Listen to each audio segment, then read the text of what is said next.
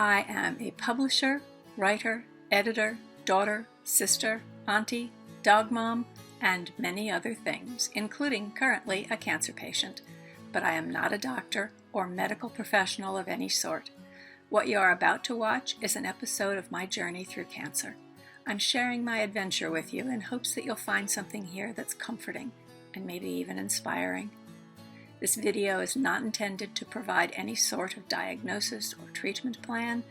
Please go talk with your doctor for professional medical advice. Day 10. My CT scan is on 2 days from now, and my appointment with my oncologist is the week after that. And in my ongoing quest to get information about my cancer, I called a friend who is also one of the authors that I work with, who is also an oncologist.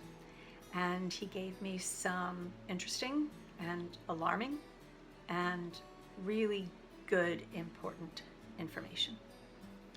In my type of cancer, which is colorectal, chemo is usually done before surgery. And the reason for this is because when they do surgery, the margins, when they cut it out, have to be clean.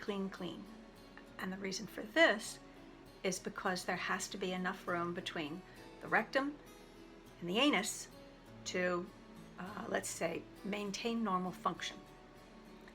And if there's not enough room, that's when the doctors start talking about colostomy, which is a word that scares the hell out of me.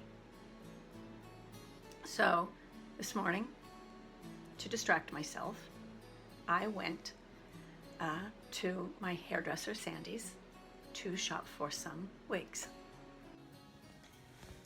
Okay, so far we know that I don't want human hair because that would freak me out. And it's cheaper to get... Oh yeah, synthetic. And you could get multiples. Have short, have long, medium. Or if you get long, we can cut them into different styles gradually too. You could do shorter or longer. I'm kind of excited to pick out different options, hairstyles. Yeah, and have one lighter and one darker. All right, show me the colors you picked out for me. Well, I'm liking, this is called, what did we decide on? Right here, Buttered Toast. Okay. It's a fade, lighter on top, darker on the bottom. And then there's one down here called Chestnut Dark Ash Brown. And then it has ash blonde highlights through it. I like that chestnut. Mm-hmm. I'm used to being a brunette all my life. So. And this would have the highlights in it like you have now. And then we're talking about one lighter one, your short summer one. I think short summer one should be blonder. Okay. And this is a sun-kissed blonde, medium ash blonde. Medium, I like it. Yeah, it has tones of different ash blondes.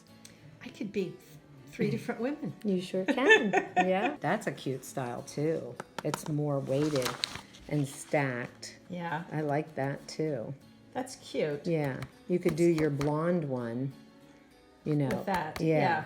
And that's kind of like what I have now, except I have my hair so thin. It's so fine, right. So it'll be a little let me ask you this real quickly. Does your, when you, oh gosh, I've been in here. I'm getting my nail done too, because the one that fell off gets touched up. So when your hair grows back after cancer, does it come in differently or does it? Oh no, it'll definitely be different. It'll definitely be different. It'll be darker and it'll be curly. It's chemo curly. It always is. Everybody has curly hair when it first comes back. When it first comes back. Yeah, and it won't last. It'll last till you cut it out. So if you would to keep it long, it would stay curly until you cut it off. Oh, that's kind of, I've never had curly hair before in my life. Yeah. You know, I'm going back to my roots because I was bald until I was 2 years old. My mother used to scotch tape a bow on the top of my head. Yeah, because you were because I was so bald. Because people kept saying, "Look at that cute little boy in that dress." And she got tired of it. Yeah. This one's a little bit shorter. You have less to work with. Okay. But I can cut this one to look like that when you're tired of it long. Okay. You know, you could cut the bottom off and put more layers and stack it up in the back. Not a problem. Okay. And once we have it on you, I cut them on you so that we can cut it to the way you like it. Okay. Yeah.